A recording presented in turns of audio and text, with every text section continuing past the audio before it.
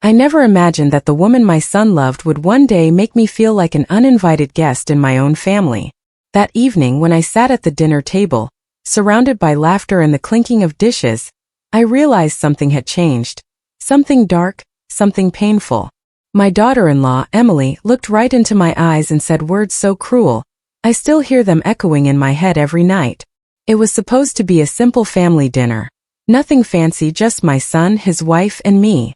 I had been living alone for a few years since my husband passed away.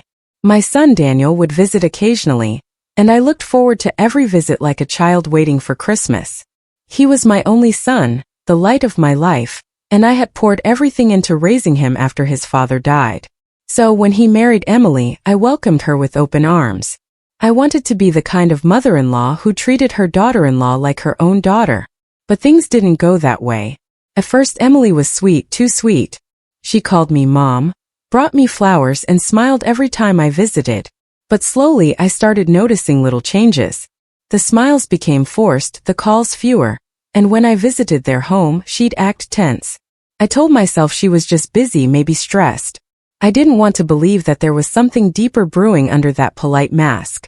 Then came the dinner invitation. Mom, Emily wants you to come over for dinner this Sunday, Daniel said over the phone. His voice sounded cheerful, and my heart lifted instantly. I hadn't seen them for weeks. I spent the entire morning preparing. I wore my nicest dress, the one Daniel had gifted me years ago. I even baked his favorite apple pie, just like I used to when he was a boy. When I arrived, Emily greeted me at the door, but not with a smile.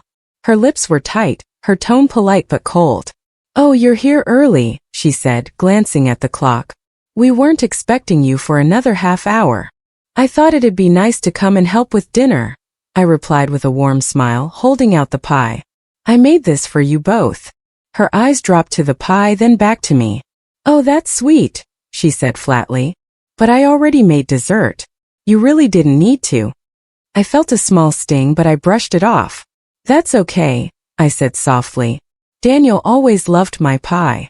She gave a faint, tight-lipped smile. "Well, tastes change." That should have been my first warning. During dinner, everything looked perfect. The table was set beautifully, candles lit, plates neatly arranged. But beneath that perfect setup, tension filled the air like invisible smoke. Emily sat across from me, speaking to Daniel about their upcoming vacation, her new dress, her work promotion, everything except me. I tried to join in, asking harmless questions, but each time I spoke, she would cut me off or change the topic. At one point I asked Daniel, "So, how's your project at work going?" Before he could answer, Emily jumped in, laughing. "Oh, Mom, you wouldn't understand. It's all tech stuff, very complicated. Let's not bore you with that." I froze. The tone, the way she said it, it wasn't just dismissive. It was mocking. Daniel smiled awkwardly, probably not realizing what she had just done. I forced a weak laugh, trying to hide how much it hurt. But the humiliation didn't stop there. A few minutes later, she served the food and said loudly, "Careful, Mom, it might be too spicy for you. You know, older people have sensitive stomachs." Daniel chuckled softly, thinking she was joking, but I saw the look in her eyes. She wanted to make me feel small. I picked at my food quietly, my throat tight. I had never felt so out of place, not even when I was a young widow learning to live alone. Then when I tried to compliment her cooking, she smirked and said, "Oh, thank you. I'm glad you like it. I guess not everyone can handle kitchen work at your age." The words pierced me like a knife. I put my fork down slowly and forced a smile, blinking back tears. Daniel didn't notice. He was busy scrolling through his phone. I sat there watching the son I had raised, the boy who used to hold my hand and promise to never let me feel lonely, now sitting silently beside the woman who was tearing me apart, piece by piece. The night went on painfully slow.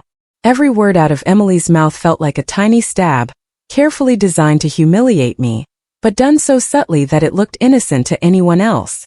Then came the final blow. When we finished dinner, Emily stood up and said casually, "Daniel, could you help me clear the table? Mom's too tired for that kind of thing." I tried to protest. "Oh no, I can help," she interrupted sharply, smiling. No, you just sit. You've done enough." Her tone was dripping with sarcasm. Daniel stood up, confused but obedient, and began picking up plates. I sat there frozen, feeling the sting of every unspoken insult. My hands trembled in my lap. I wanted to cry, but I refused to give her that satisfaction. Then, just as Emily turned to take my plate, she whispered, low enough for Daniel not to hear, but clear enough to crush me completely. She leaned close and said, "You don't belong here, you know. This is our family now, not yours." My heart stopped. For a second I couldn't breathe. I looked at her in disbelief, my lips trembling.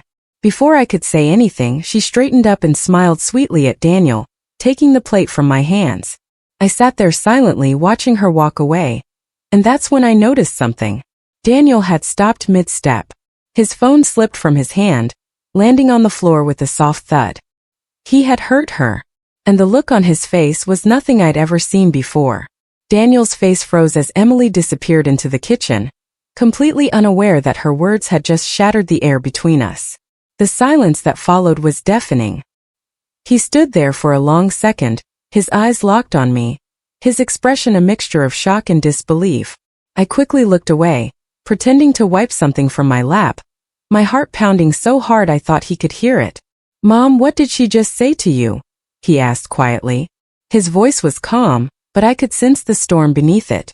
I shook my head immediately. "It's nothing, sweetheart. Don't make it a big deal," I whispered, trying to protect him from the truth, from the painful reality that the woman he loved had just told his mother she didn't belong in his life. But Daniel wasn't convinced. He walked closer, his brows furrowed. "No, Mom. I heard her," she said. Before he could finish, Emily came back into the room, her smile perfectly rehearsed. "What's wrong? Why do you both look so serious?" she asked, pretending innocence, though her eyes darted between us nervously. Daniel turned to her, his tone sharp. "Emily, did you just tell my mom she doesn't belong here?" Her smile faltered. For a brief moment I saw panic in her eyes, then it vanished, replaced by that same calm, calculated expression she always wore. "What? Oh, Daniel, that's ridiculous," she laughed lightly. "I was just joking. You must have misheard." "I didn't mishear," Daniel said, his voice trembling slightly now. "I heard you say it." Emily walked over and placed a hand on his arm. "Honey, you're overreacting. I'd never say something like that to your mom. She must have misunderstood me." Then she looked at me, her eyes narrowing ever so slightly. "Isn't that right, Mom?" For a moment I froze. She was daring me to speak, daring me to cause a scene in my son's home. My hands shook under the table. I could tell from her tone that if I said the wrong thing, she'd twist it against me later.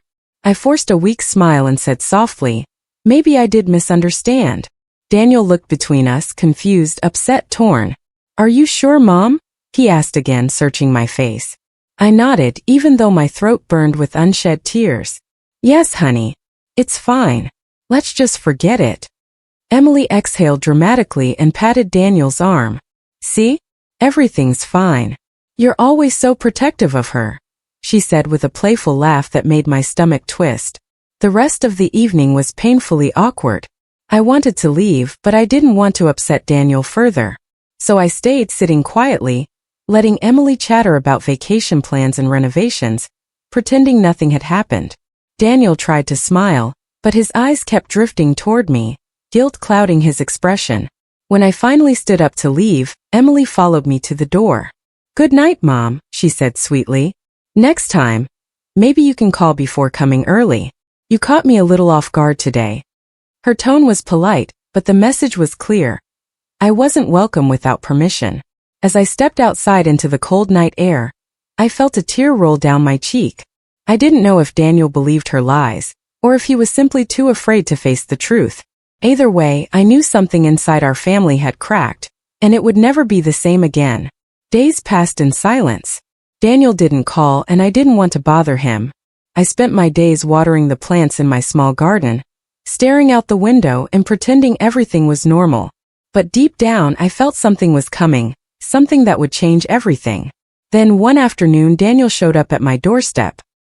He looked tired, his eyes sunken, his face pale. I opened the door, surprised. "Daniel, what a surprise," I said, my heart fluttering with joy. "Hi, Mom," he said softly. He walked in holding a small paper bag. I brought you some groceries. Thought you might need a few things. We sat in the living room sipping tea. He was quiet, distracted. Finally, he looked up and asked, Mom, tell me the truth. Has Emily ever said anything hurtful to you before? My hands trembled slightly as I set my cup down. I wanted to lie, to protect him, to protect his marriage. But when I looked into his eyes, I saw the same boy I raised, the one who used to come to me with scraped knees and teary eyes, asking if everything would be okay. So I told him. Everything. Every cruel comment, every mocking tone. Every time she'd made me feel like an outsider in his life. I didn't cry while telling him. My voice was steady, almost too calm. When I finished, Daniel didn't say a word. He just sat there, staring at the floor. After a long silence, he whispered, I thought I married someone kind. Someone who'd love my mother the way I do. I reached across and took his hand. People change, Daniel, I said softly. Sometimes love makes us blind. He nodded slowly, then stood up. I need to talk to her. That night, Daniel went home, and for the first time in months, I went to bed with a strange feeling in my chest. Hope. But that hope didn't last long. The next morning, I got a call from Emily. Her voice was sharp, venomous. I can't believe you went crying to Daniel like a child, she spat. You really think you can turn him against me? You'll regret this. Before I could respond, she hung up. My heart sank. Later that evening, Daniel called me too. His voice was different, cold, distant. Mom, he said quietly, Emily told me everything. She said you've been trying to create problems between us. I froze. Daniel, no, that's not true. You asked me to tell you the truth. I know, he interrupted, his voice heavy. But maybe she's right.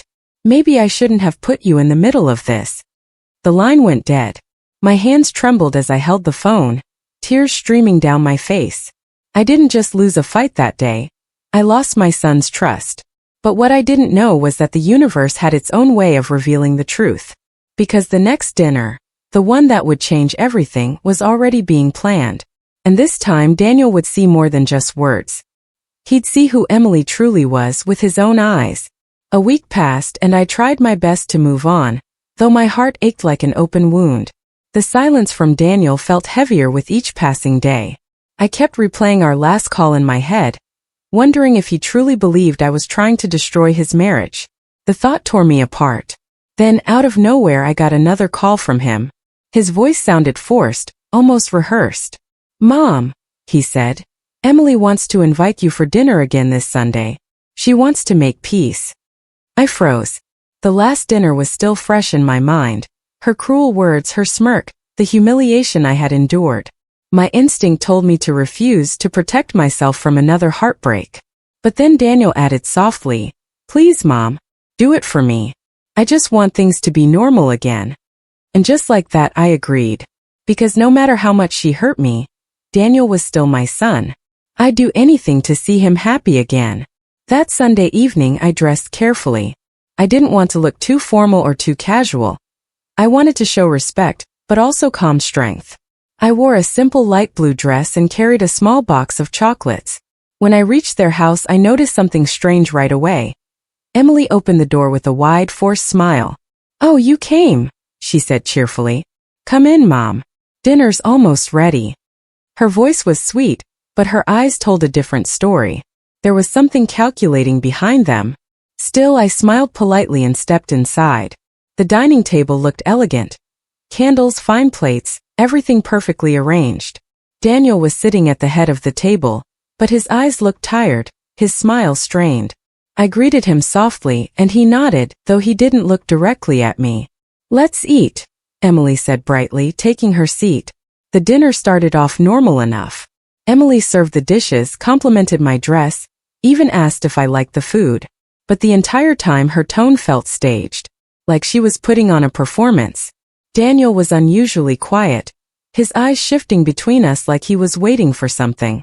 Halfway through the meal, Emily stood up and said, Oh, Daniel, could you pass me the salad from the counter? He got up and walked to the kitchen, leaving the two of us alone for a brief moment. That's when she leaned in, her smile vanishing instantly. You just don't learn, do you? She whispered coldly. You should have stayed out of our marriage. My heart dropped. Emily, please. No, she interrupted sharply. You're pathetic trying to make him pity you. But it won't work this time. You don't belong in this family. You never did. Tears welled up in my eyes. Why do you hate me so much? I never did anything to you. She chuckled darkly. Because you're a reminder of everything Daniel used to be. Soft, emotional, weak. I made him strong. And if I have to cut you out to keep him that way, I will. Just then a sound behind her made her freeze. We both turned. Daniel was standing there, motionless, holding the salad bowl in his hands, his face pale as snow. Emily's eyes widened. Daniel, don't, he said, his voice shaking but firm. I heard everything. The silence that followed was suffocating. My heart pounded as Daniel slowly placed the bowl on the table and looked at his wife, not with anger, but with a deep, cold disappointment that chilled me to the bone. All this time, he whispered almost to himself, you've been lying, manipulating, making my mother feel unwelcome in her own son's life. Emily tried to step closer, her voice trembling now. Daniel, please, you're misunderstanding. Enough, he said sharply. No more lies. She froze, her face losing color. You're taking her side? After everything I've done for you? Daniel's voice broke. Everything you've done for me? You mean isolating me from my own mother? Humiliating her, manipulating me to doubt her? Emily's expression hardened. She's always playing the victim. You're blind, Daniel. But Daniel didn't respond. He just turned to me, his eyes filled with guilt. Mom, I'm so sorry. That's when Emily snapped. You know what? Fine. She shouted, her voice echoing through the house. If you want her so badly, go live with her. Maybe she can cook your bland meals and baby you like she used to. I'm done. She stormed toward the hallway, her heels clacking furiously against the floor. Daniel didn't move. He just stood there, his hand gripping the edge of the table, trembling slightly. For a moment everything was still. Then I heard the sound of glass breaking. Emily had thrown one of the plates against the wall. Don't you dare walk away from me, Daniel, she screamed. Daniel didn't even look at her. I already did, he said quietly. She froze, her face twisted in rage, then stormed out of the house, slamming the door behind her. The silence that followed was almost unbearable. I sat there unable to speak, my heart racing with disbelief. Daniel slowly sank into the chair beside me, rubbing his face with his hands. I can't believe I didn't see it sooner, he whispered. I let her turn me against you. I reached for his hand, squeezing it gently. You see it now, that's what matters. He nodded weakly, tears filling his eyes. I'm so sorry, Mom. I smiled through my own tears. You're my son, Daniel. There's nothing to forgive. We sat there for a long time, both quiet, both broken in our own ways. I thought the worst was finally over, that maybe we could start healing. But that night as I drove home, I saw something that made my heart sink once again. As I turned onto my street, headlights appeared behind me, bright, uncomfortably close. I glanced in the rearview mirror and my breath caught. It was Emily's car. She was following me. At first, I tried to convince myself it was just a coincidence. Maybe she was heading somewhere nearby. Maybe I was overreacting. But when I turned left onto the narrow lane that led to my house, the headlights followed, bright, aggressive, unwavering. My palms began to sweat, gripping the steering wheel tighter as my heart pounded in my chest. I slowed down, hoping she would pass me, but she didn't. She stayed close, too close. I could almost see her silhouette through the windshield. Rigid, angry, determined. When I finally reached my driveway, I parked and stepped out quickly, trying to stay calm. But before I could even lock my car, Emily's door slammed shut and she stormed toward me. Her face was pale, her eyes wild with rage. You think you won, she hissed. You think you can just come into my life, turn Daniel against me and walk away smiling. I froze, my heart pounding. Emily, please. Don't, she screamed, pointing at me. Don't pretend to be innocent. You've been poisoning him against me since the day we got married. But you'll regret this, I swear it. I took a cautious step back. Emily, it's over. You need to calm down. Daniel saw what you did. There's no point in fighting anymore. Her lips twisted into a cruel smile. No, it's not over until I say it's over. Then before I could react, she grabbed the box of chocolates I was still holding, the one I had brought for them, and threw it onto the ground, scattering pieces everywhere. "You don't deserve him," she spat. "You never did." Her words sliced through the air like knives. I stood there speechless, watching her turn and stomp back to her car. For a second I thought she would drive off, but instead she stopped, rolled down her window, and said one last thing before speeding away. "Enjoy your victory, old woman. Because when I'm done, you'll wish you'd never been part of his life." Her car disappeared into the night, leaving behind only the echo of her threats and the sound of my trembling breath. I sank onto the front step, my whole body shaking. I didn't know what she meant, but the venom in her voice terrified me. That night I barely slept. Every sound outside made me flinch. Every car that passed made my heart race. But the next morning, I woke up to something that sent chills through my entire body. My phone was flooded with messages from friends, neighbors, even distant relatives. "Are you okay? Did you really say that about Emily? Why would you post something like that?" Confused, I opened my social media account and froze. There it was. A long post from a fake account using my picture and name, accusing Emily of abuse, lies, and betrayal. It looked like I had written it. Hundreds of comments, some defending her, others attacking me, were flooding in. My reputation, my dignity was being shredded online. I felt sick. I knew immediately who was behind it. Emily. I tried to call Daniel, but he didn't answer. I called again and again until finally he picked up. His voice was cold. "Mom, what's going on online? Why would you post that about Emily?" My chest tightened. "Daniel, I didn't. That's not me. Someone made a fake account." He hesitated. "Mom, it looks just like your account." "I swear on your father's grave, Daniel, I didn't write that," I pleaded, tears spilling down my cheeks. "She's trying to destroy me." There was silence on the line. Then Daniel said quietly, "I'll find out the truth," and hung up. I collapsed into my chair, shaking. Hours passed like days. I couldn't eat, couldn't think. Every part of me felt numb. That evening I heard a knock on my door. When I opened it, Daniel was standing there, holding his phone. His expression was unreadable. He stepped inside without saying a word and sat down across from me. "Mom," he said softly, "I know you didn't post that." My heart fluttered with relief. How did you know?" He sighed and held up his phone. "Emily left her laptop unlocked. I saw the drafts. She created the account. She was planning to post even more things, to ruin you completely." My knees nearly gave out. "Oh, Daniel." He rubbed his eyes, his voice trembling. "I confronted her. She admitted it. She said she wanted to teach you a lesson, to put you in your place." I couldn't believe the person I married was capable of that kind of cruelty. Tears blurred my vision as I reached for his hand. "I'm so sorry you had to go through that, son." He shook his head, his eyes red. "No, Mom. I'm the one who's sorry. For not believing you. For letting her hurt you. For choosing silence when I should have protected you." I couldn't hold back anymore. I pulled him into a hug, and for the first time in years, I felt the warmth of my son again. Genuine, unguarded, real. Days later, Daniel filed for divorce.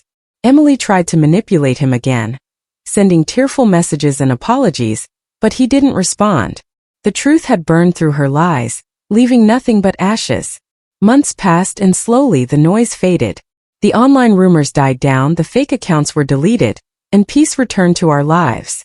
Daniel started visiting me often, just like before. We cooked together, laughed again, and even planted flowers in the backyard, something we hadn't done since he was a child.